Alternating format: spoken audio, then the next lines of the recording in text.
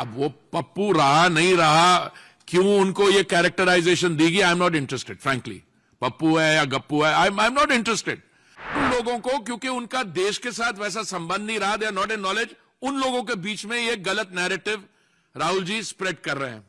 He said that our accounts were frozen. अरे भाई context तो बताओ,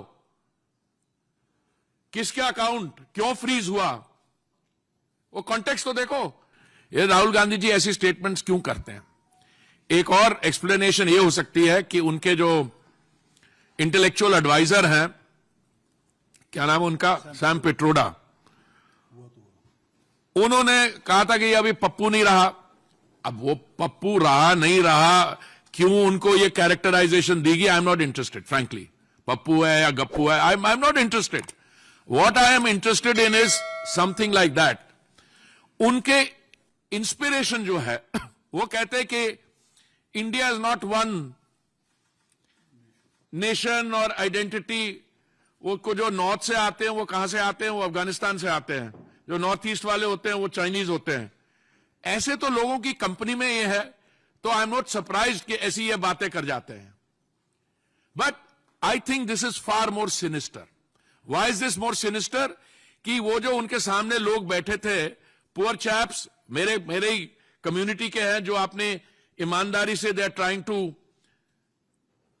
ईक out a living in the United States और मेहनत करते हैं, उन लोगों को, क्योंकि उनका देश के साथ वैसा संबंध नहीं रहा, they are not in knowledge, उन लोगों के बीच में ये गलत नैरेटिव राहुल जी स्प्रेड कर रहे हैं।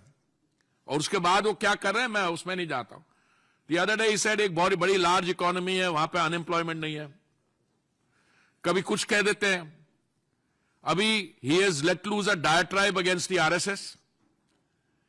You know, he ought to educate himself.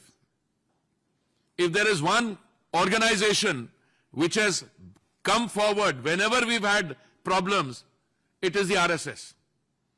And to attack them and to attack the country. I mean, I think during this process, it has made it worse because he's not gone out of India as an ordinary citizen. As RP says, he has gone out as the leader of opposition. And what has happened during this? He has attacked the legal system in India.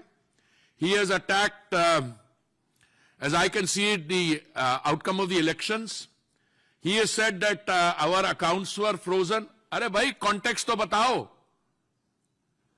किसके account क्यों freeze हुआ, वो context तो देखो। No, but he goes on this and maligning the country, running down the country. Don't give credit to the fact that we are a robust democracy, we are the world's largest democracy, we are a mother of democracy.